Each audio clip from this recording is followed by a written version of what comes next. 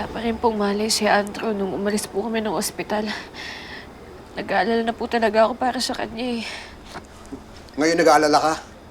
Di ba sinabi ko sa inyo, huwag kayong makikialam doon sa investigasyon kay Jinho? Ba't pa lumalakad kayo mag-isa? Paano kung nadamay kayo? Kasama ko naman po si Joey. Isa ka pa! Imbis na pigilan mo, kinunsinti mo pa. Paano kung may nangyari sa anak ko? Anong gagawin mo? Sorry po, Tito Miguel. Sorry po, Tay. Tama na, Miguel. Siguro naman ngayon natuto ka na. Kasalanan ko po ito na eh. Dahil po sa akin, napahamak ko po si Andrew. Hindi po sana nangyari sa kanya to.